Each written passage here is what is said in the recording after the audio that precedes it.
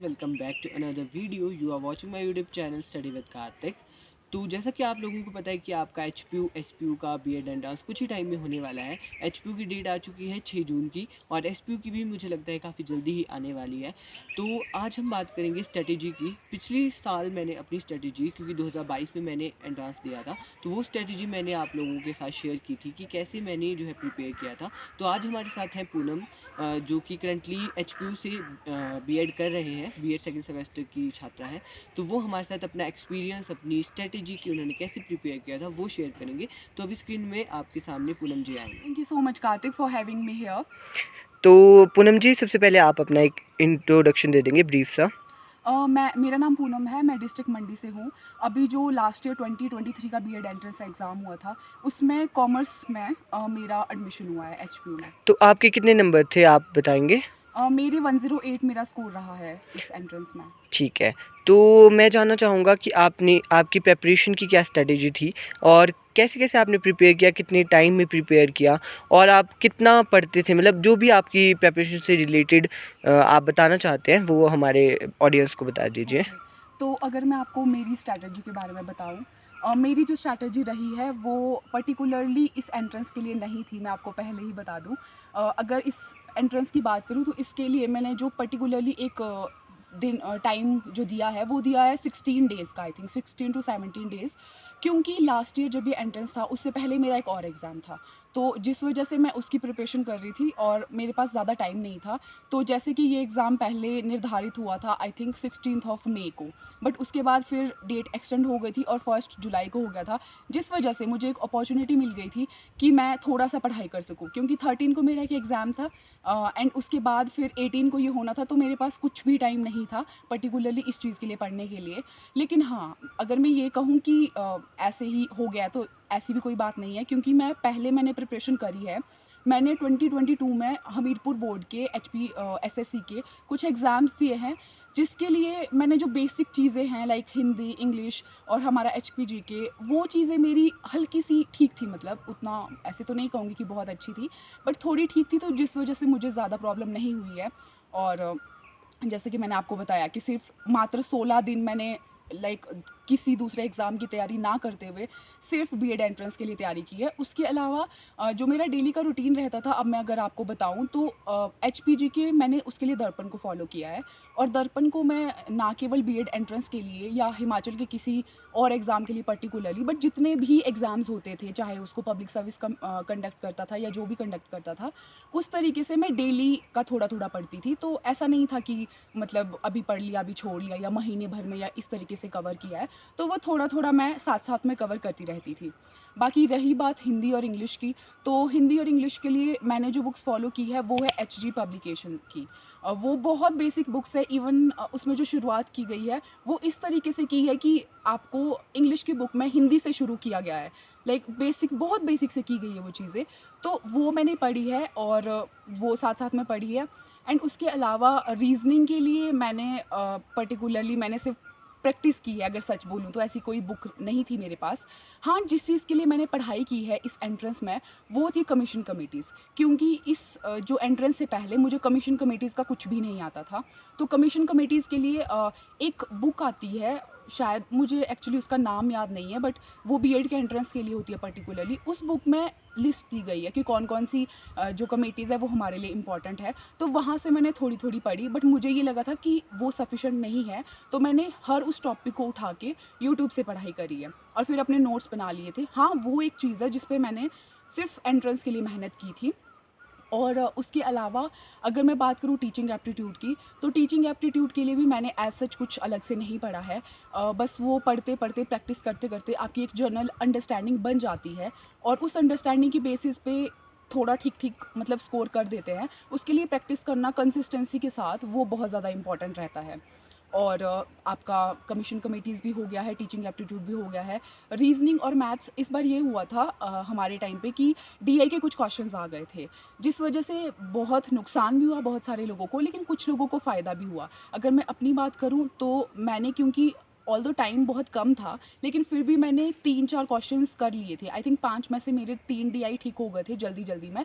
और मैथ्स में ओवरऑल जो स्कोर रहा था वो 15 to 16 रहा था आउट ऑफ 20, मैथ्स और रीजनिंग में इंक्लूड करके। तो जो ठीक ठाक स्कोर था, उतना बुरा नहीं था।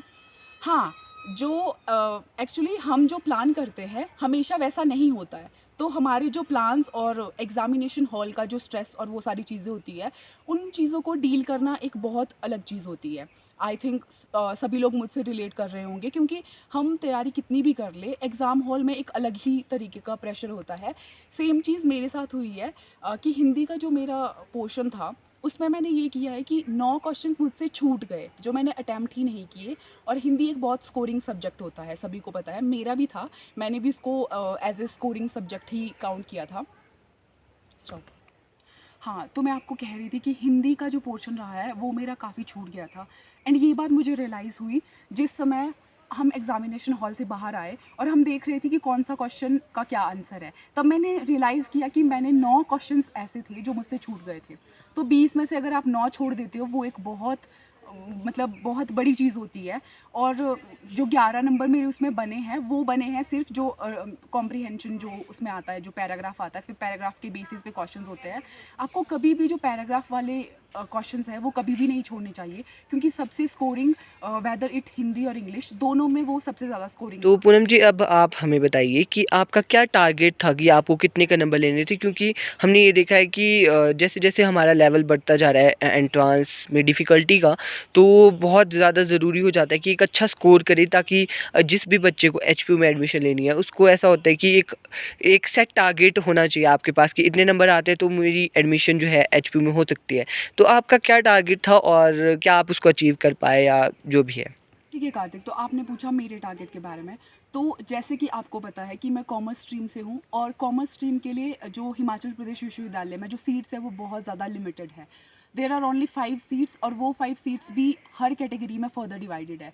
तो इट मीन्स मैं जनरल कैटेगरी से बिलोंग करती हूँ, तो मुझे ये पता था, ऑल्दो उस टाइम जो आपका रोस्टर है वो नहीं आया था, तो मुझे ये पता था कि एक सीट तो होगी, डेफिनेटली होगी। और तो मैंने उस हिसाब से तैयारी की थी। मेरा जो पर्सनली टारगेट था वो ये था कि मैं अपनी स्ट्रीम में एटलीस्ट टॉप करूं। वैसे तो ओवरऑल टॉप का था, पर वो लाइक ये बातें थोड़ी ऐसी हो जाती है, लाइक उसको अचीव करना थोड़ा मुश्किल हो जाता है। सोचने में क्या जाता है, लेकिन सोचना हमेशा बड़ा चाहिए।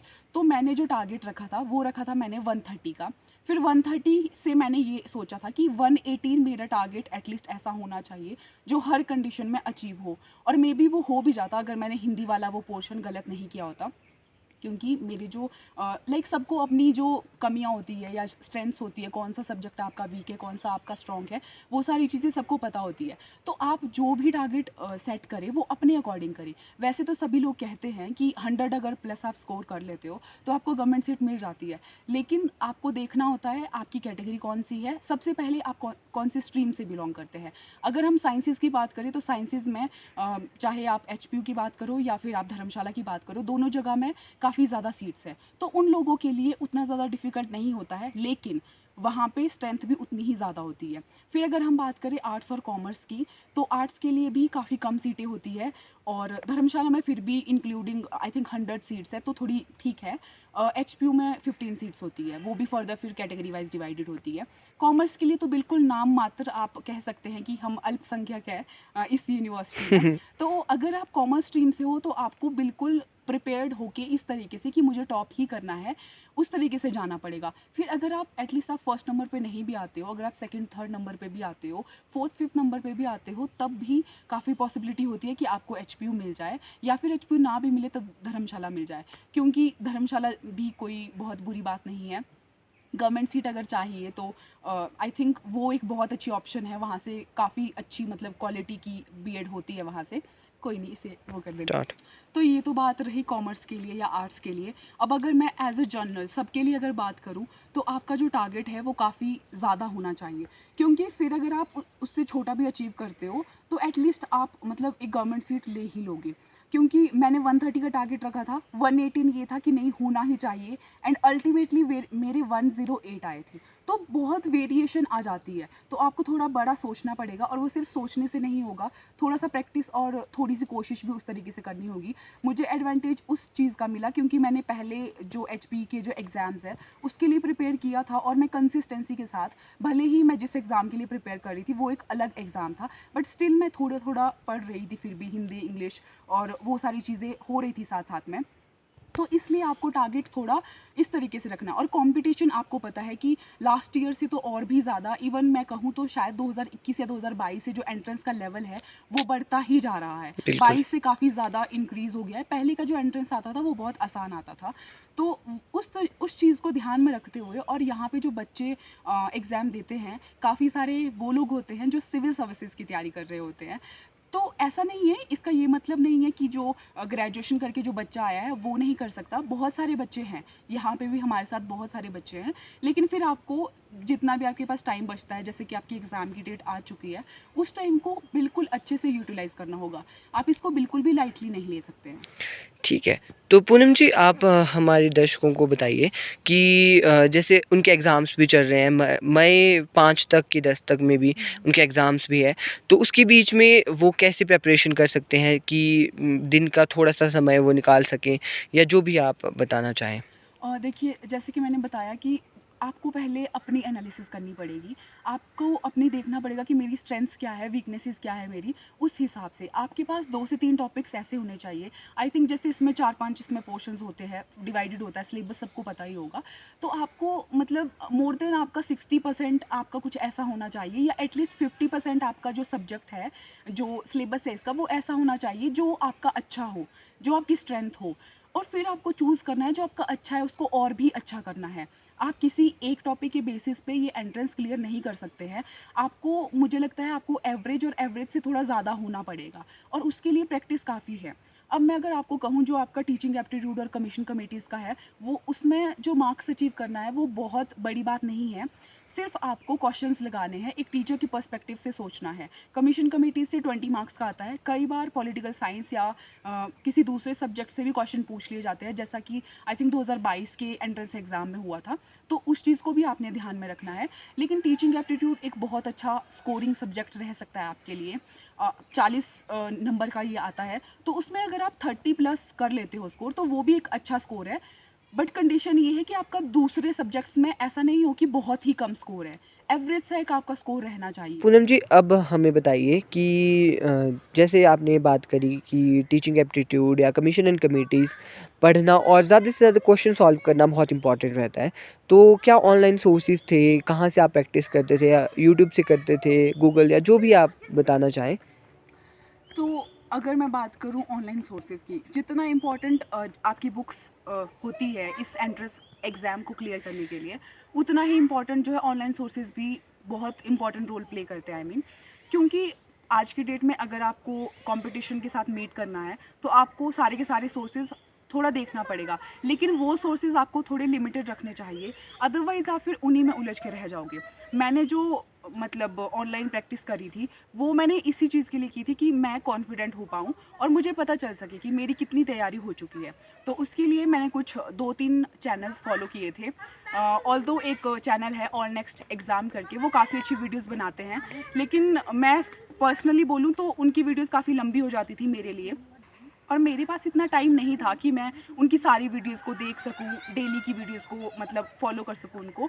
तो कुछ एक वीडियोस मैंने उनकी फॉलो की है स्ट्रैटेजी के लिए, या फिर लाइक उनको सुनने के लिए कि क्या क्या चीज़ें, क्योंकि वो भी एक्सपीरियंस थे, यहाँ के स्टूडेंट पहले रह चुके हैं। उसके अलावा एक चैनल है अमित कुमार करके, उनकी कुछ वीडियोज़ मैं देखती थी प्रैक्टिस के लिए।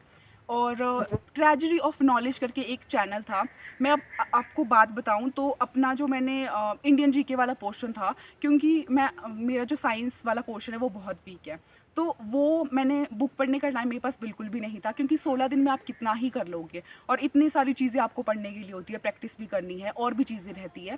तो मैंने उनकी प्लेलिस्ट में आई थिंक मुझे लगता है 4-5 वीडियोज़ होंगी, मैंने सिर्फ वो वीडियोज़ सुनी थी। और मुझे ये था क्योंकि वो 13 मार्क्स का आता है, आपका 15 मार्क्स मार्क्स का HPG के आता है एंड 15 मार्क्स का आपका करंट अफेयर, जितनी भी GK का जितना भी पोर्शन रहता है वो सारा आता है। तो मैंने सिर्फ थोड़ा सा वो उनकी जो प्लेलिस्ट है उसे फॉलो किया था। बाकी कार्तिक का चैनल भी था जिसके मैंने काफ़ी प्रैक्टिस करी है, और उसके अलावा मे बी 1-2 कोई और चैनल, बट इससे ज़्यादा मैंने वैसे फॉलो नहीं किए हैं, क्योंकि मुझे ये लगता था कि मैं जो प्रैक्टिस कर रही हूँ वो मुझे कॉन्फिडेंस दिलाने के लिए है, ना कि मतलब मैं हर जो भी वीडियो आ रही है उसको फॉलो करती रहूँ। तो बस इतना ही था मेरा। और आपको ऐसे भी पहले ही चेक कर लेना चाहिए कि कौन सा सोर्स आपके लिए बेटर रहेगा। अगर आप ऐसे ही ब्लाइंडली फॉलो करते रहोगे, और एक बात कॉन्फिडेंस की भी होती है कि आपको कितना कॉन्फिडेंस आ रहा है सामने वाले पे, जो वीडियो बना रहा है, कोई भी एजुकेटर है वो वीडियो बना रहा है तो आपको उस पर विश्वास भी होना चाहिए। ऐसा नहीं होना चाहिए, उस इंसान को खुद पे भी विश्वास होना चाहिए। ऐसा नहीं होना चाहिए कि लाइक उसको खुद ही किसी चीज़ का क्लियरली पता नहीं है और वो आपको बताया जा रहा है चीज़ें। तो उस तरीके से आप फॉलो कर सकते हैं। और अभी मुझे नहीं पता कि कौन कौन लोग वीडियोस रेगुलर बनाते हैं, तो आप उस तरीके से कर सकते हैं, बट मैंने वो मेनली किया है आपके प्रैक्टिस के लिए। तो प्रैक्टिस के लिए अगर बहुत सारे ऐप भी होते हैं, मेरे पास सच में इतना टाइम नहीं था कि मैं कुछ ऐप यूज़ कर पाती उस टाइम पे। तो आई थिंक एक ऐप था, शायद कार्तिक आपने भी उस ऐप से वो एग्ज़ाम प्रैक्टिस करी वेदा। थी। हाँ, एग्ज़ाम वेदा, उससे मैंने ज़रूर थोड़ी सी प्रैक्टिस करे थे, वो भी टीचिंग एप्टीट्यूड के कुछ क्वेश्चंस, बट उतने ज़्यादा नहीं हो पाए थे। तो जहाँ जहाँ से भी आपको मिले, कई बार ये भी होता है कि एक एजुकेटर जो आंसर है वो कुछ और देगा, दूसरा कुछ और देगा। तो वो एक्चुअली जो टीचिंग एप्टीट्यूड का पोर्शन होता है उसमें ये रहता है कि कई बार क्वेश्चन का जो आंसर है ना उसके ऑप्शंस इस तरीके से दिए जाते हैं कि हम कंफ्यूज हो जाते हैं, और कई बार दोनों भी सही आंसर हो सकता है।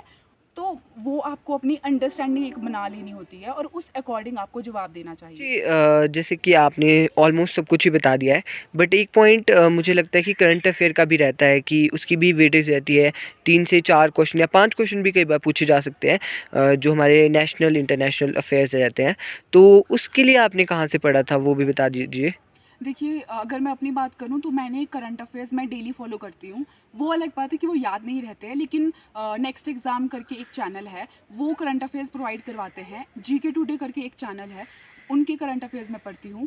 और शायद परचम क्लासेस भी है, जिसके मैंने खुद तो फॉलो नहीं किए लेकिन काफ़ी अच्छे हैं, मैंने सुना है। और हिमाचल के एक एजुकेटर है, नेक्स्ट एग्ज़ाम करके, आई थिंक ऑल एग्ज़ाम करके या all all exam, exam, actually ये ऑल एग्ज़ाम नेक्स्ट एग्ज़ाम बहुत सारे चैनल्स हो चुके हैं। तो ऑल एग्ज़ाम करके एक, मैं यहाँ पे आप लोगों को शो करवा दूंगा कि कौन कौन सी चैनल की ये बात कर रहे हैं। हाँ जी, तो वो चैनल है, वो भी करंट अफेयर्स की काफ़ी वीडियोस बनाते रहते हैं। उनकी मैंने की है स्पेसिफिकली हिमाचल के लिए। और अगर जैसे 2-3 चैनल्स को मैं फॉलो करती हूँ तो उसका फ़ायदा ही रहता है, क्योंकि करंट अफेयर आपके वैसे भी अवेयरनेस के लिए आपको बहुत जी जी, इंपॉर्टेंट रहते बिल्कुल हैं। बिल्कुल। तो अगर आप लाइक डेली आप नहीं पढ़ सकते हो करंट अफेयर, जैसे अभी काफ़ी कम टाइम है और ऐसा तो नहीं है कि सिर्फ 1 महीने या 1.5 महीने के ही करंट अफेयर्स आएंगे, तो आप ये कर सकते हो कि बहुत सारे ऐसे चैनल्स हैं, जैसे जो आपका GK टुडे है, या फिर और भी काफ़ी सारे ऐसे चैनल्स हैं जो आपके मंथली वीकली। उस तरीके से जो है आपको करंट अफेयर्स प्रोवाइड करवाते हैं। उसके अलावा मंथली 3 मंथ की और 6 मंथ की मैगजीन्स भी आती है। तो अगर आपको चैनल्स फॉलो नहीं करने, आप उस मैगजीन को पढ़ लो। लेकिन अब ये ज़रूरी नहीं है कि आपके 5 के 5 जो है सही हो जाएंगे उससे। अगर 5 क्वेश्चंस आते हैं तो आपको थोड़ा बैलेंस सा बनाना होगा कि अगर एक पोर्शन मेरा वीक रह रहा है, अगर यहाँ से, क्योंकि पॉसिबिलिटी एग्ज़ाम में कुछ भी आ सकता है, ये बिल्कुल भी प्रिडिक्टेबल नहीं है। हम जिस तरीके से देख रहे हैं हिमाचल के जो एग्ज़ाम्स है, हर एग्ज़ाम का लेवल बहुत ज़्यादा बढ़ रहा है। तो आपको उस तरीके से प्रिपरेशन करनी है कि कहीं भी आप लैक ना करो। फिर अगर आपके घट भी रहे हैं, जैसा कि मेरे साथ हुआ था, मुझे लगा था कि मेरा टीचिंग एप्टीट्यूड और हिंदी मेरा प्लस पॉइंट है, लेकिन जब मैंने फाइनल रिजल्ट देखा तो हिंदी में सिर्फ मेरे 11 क्वेश्चन सही थे 20 में से, और टीचिंग एप्टीट्यूड में मेरे 31 आउट ऑफ 40 थे। ऑल्दो मैं उसमें बहुत अच्छा स्कोर कर सकती थी, बाकी चीज़ों में फिर भी अच्छा स्कोर था। तो ऐसा भी हो जाता है, बहुत सारी चीज़ें एग्ज़ाम हॉल में हो जाती है, तो आपको हर तरीके से प्रिपेयर होना पड़ेगा, और थोड़ी सी प्रैक्टिस और बहुत सारी मेहनत तो करनी ही पड़ेगी। ठीक है, तो एट द एंड आप क्या सजेशन जो है देना चाहेंगे, क्योंकि अभी एस्पिरेंट्स के पास ऑलमोस्ट 2 मंथ भी नहीं है, क्योंकि 6 जून को पेपर है और आज 17 तारीख हो गई है, तो 1.5 महीना कह सकते हैं आप लोग आपकी है उनके पास। तो इन 1.5 महीने में किस तरह से प्रिपरेशन करें कि गवर्नमेंट सीट मिल जाए, क्योंकि सभी का ये रहता है कि गवर्नमेंट सीट इसलिए भी ज़रूरी होती है क्योंकि जैसे कि आपको पता ही है कि फ़ीस, सबसे बड़ी बात फ़ीस की ही रहती है। तो कैसे प्रिपेयर करें, प्रिपेयर इन द सेंस कि सब कुछ बैलेंस करके चले, वो एट द एंड आप कुछ कहना चाहें तो। जी बिल्कुल, क्योंकि बैलेंस करना बहुत ज़्यादा इम्पोर्टेंट चीज़ है। बिना बैलेंस के लाइफ नहीं चल सकती है, तो आपको बैलेंस करनी ही पड़ेगी चीज़ें। सबके बहुत सारे एग्ज़ाम्स होते हैं, कइयों के आई थिंक ग्रेजुएशन के एग्ज़ाम्स होंगे, कुछ और भी कॉम्पिटिटिव एग्ज़ाम्स की तैयारी कर रहे होते हैं। तो बैलेंस आपको खुद ही करना पड़ेगा। सबसे पहले आपको पॉज़िटिविटी लानी पड़ेगी खुद में, और आपके आस-पास भी ऐसे लोग होने चाहिए। कोशिश कीजिए कि ऐसे लोग हो जो आपको मोटिवेशन दें और आपको पॉज़िटिव वाइब्स दें, ना कि आपको डिमोटिवेट करे। मैं अपनी बात करूँ तो मेरे साथ कार्तिक थे, और कार्तिक का ये कहना होता था जब भी मैं एंट्रेंस की बात करती कि आपका तो हो जाएगा, और मैं ऐसे थी कि यार सिर्फ एक सीट होगी, और उस एक सीट में किस तरीके से मैं क्या मेरी स्ट्रैटेजी रहेगी, मुझे कुछ भी। हम जब भी एंट्रेंस की बात करते थे तो कार्तिक हमेशा मुझे कहा करते थे कि आपका तो हो जाएगा, आपका तो डन है। लेकिन मुझे फिर भी थोड़े से सेल्फ डाउट्स थे, लेकिन कहीं ना कहीं जैसे सामने से अगर कोई पॉजिटिवली बोल रहा होता है तो आप में पॉजिटिव एनर्जी भी आ जाती है, तो मुझे ये लग भी रहा था कि हाँ हो जाएगा। लेकिन एक सीट के लिए फ़ाइट करना बहुत बड़ी बात होती है। हालांकि बाद में फिर वो 2 सीट्स हो गई थी फिर, और क्योंकि मैं फर्स्ट नंबर पे नहीं हूँ अपनी जो मेरी स्ट्रीम है, मैं आपको पहले ही बता दूँ, मेरे से पहले एक और लड़की है जिसके 112 स्कोर था और मेरा 108 स्कोर था। बट स्टिल क्योंकि मैं सेकंड नंबर पे थी तो मेरा एडमिशन यहाँ पे हो गया था, या फिर मे बी अदरवाइज़ धर्मशाला में होता। तो पॉजिटिव चीज़ों का होना और पॉजिटिव लोगों का आसपास होना बहुत ज़्यादा इंपॉर्टेंट है। ये ज़रूरी नहीं है कि अगर आपके पास कम टाइम है तो आपका नहीं हो सकता, क्योंकि कई लोगों की प्रीवियस नॉलेज के बेसिस पे भी एंट्रेंस क्लियर हो जाते हैं। और लेकिन इस टाइम पे मेहनत करना बहुत ज़्यादा इंपॉर्टेंट होता है। अगर आपके कोई दूसरे एग्ज़ाम्स है आप उनका भी पढ़िए, लेकिन साथ साथ इस तरीके से तैयारी कीजिए। आप ऐसा कर सकते हैं कि आप जो आपका कॉमन सिलेबस है, क्योंकि कुछ ना कुछ चीज़ें कॉमन होती है। अब आप करंट अफेयर की बात कर लो, या आप जीके की बात कर लो, या किसी भी एग्ज़ाम की आप बात कर रहे हो। हाँ, अगर कॉलेज के एग्ज़ाम्स नहीं हैं उसको छोड़ के, मतलब ग्रेजुएशन के अगर आपके एग्ज़ाम है तो फिर तो आपको बैलेंस करना ही पड़ेगा। अगर आपका कॉम्पिटिटिव कोई एग्ज़ाम है तो दोनों चीज़ों को, जो आपका सिमिलर जो सिलेबस है उसको आप पहले कर लीजिए, और उसको इतने अच्छे से कर लीजिए कि उसमें आपका जो स्कोर है काफ़ी अच्छा हो जाए। बाकी एट द एंड मैं यही कंक्लूड करना चाहूँगी कि हर पोर्शन को वेटेज देनी है। जो आपका अच्छा है उसको और अच्छा कीजिए, जो अच्छा नहीं है कोशिश कीजिएगा। रीजनिंग वाला पोर्शन काफ़ी जो है अच्छे नंबर देता है मेरे हिसाब से। कमीशन कमेटीज़ अगर आप एक बार ही पढ़ लेते हैं तो कमीशन कमेटीज़ भी आपको बहुत अच्छा स्कोर देते हैं। मुझे पहले कुछ भी नहीं आता था, लेकिन मैंने एक बार उसके नोट्स बनाए प्रॉपर, बाकी मैंने किसी चीज़ के नोट्स नहीं बनाए हैं, तो मेरे 16 आउट ऑफ 20 आ गए थे। मुझे लगता है ये उतना बुरा स्कोर भी नहीं है अगर आपको एचपीयू चाहिए या आपको धर्मशाला चाहिए। तो इस तरीके से करना है। इंग्लिश के लिए थोड़ी सी प्रैक्टिस, अगर आपकी इंग्लिश वीक है, कई लोगों की वीक होती है, तो भी मुझे लगता है थोड़ा जैसे जो जो चीज़ उसमें आती है लाइक एंटोनिम सिनोनिम्स आते हैं, या फिर और भी वॉइसेस आते हैं, या फिलिंग द ब्लैंक्स में वो आपके एब्रीविएशंस या ऐसी ऐसी कोई चीज़ें आ जाती हैं। तो उन चीज़ों की थोड़ी थोड़ी प्रैक्टिस करते रहिए, और हम कोशिश ये कीजिए कि आप जो भी प्रैक्टिस सेट लगाए वो आपके कॉन्फिडेंस को बूस्ट करे। बहुत ज़्यादा नहीं लगाने कि आप पूरा दिन बैठ के बस वो प्रैक्टिस सेट लगा रहे हो। और हाँ, एक चीज़ और है, मैंने एक मॉक भी दिया था। मैंने अभी से पहले कोई भी मॉक नहीं दिया था। बीएड एंट्रेंस के लिए मैंने एक मॉक दिया था जो मैंने परचेज़ किया था, और उसमें मेरा स्कोर 107 था और एक्चुअल में भी मेरा स्कोर 108 ही था। हालांकि उसका जो पैटर्न था और उसके जो क्वेश्चंस थे वो काफ़ी अलग थे जो एक्चुअल में एंट्रेंस में आए थे। वो तो ऑब्वियसली होगा क्योंकि सेट करने वाला कोई और है और यहाँ पे जो आप मॉक दे रहे हो वो कोई और ले रहा है आपका। बट स्टिल अगर आप हो सके तो 1-2 मॉक भी दीजिए आप बिल्कुल फ्री होके। और मुझे ये लगता है जब आप जर्नली भी क्वेश्चंस भी अटेंड करते हो ना, कोई भी आई मीन अटैम्प्ट करते हो कोई भी क्वेश्चंस, तो आपको उन क्वेश्चंस को भी इस तरीके से लाइक पॉज करके आप पहले खुद को असेस कीजिए। खुद की असेसमेंट करना इज़ वेरी इंपॉर्टेंट। आपको अपनी असेसमेंट करनी ही होगी और आपको पता होना चाहिए कि आप कितना कर सकते हैं, आपने कितना किया है। बाकी wishing you all the very best. आप लोग कर लेंगे आई होप, चाहे आप ग्रेजुएट हो या फिर आप एक्सपीरियंस्ड हो, आपने पहले भी और एग्ज़ाम्स दिए हैं। बहुत डिफ़िकल्ट नहीं है, ऑल्दो आपको ये लग रहा होगा कि एंट्रेंस क्लियर होने के बाद सभी ये कहते हैं, लेकिन मैं ये बात इसलिए कह रही हूँ कि पॉजिटिव होना, अच्छे से पॉजिटिव होना और अपनी जो स्वॉट एनालिसिस करना, स्ट्रेंथ, अपॉर्चुनिटी, जो जो भी चीज़ें हैं, वीकनेसेस है, उनको देखना बहुत इंपॉर्टेंट होता है, और उसी के बाद आपको लगेगा कि नहीं यार हो सकता है। So that's all. So thank you so much Poonam ji, आपने हमारे साथ अपना एक्सपीरियंस शेयर किया, अपनी स्ट्रेटजी शेयर की। Thank you so much.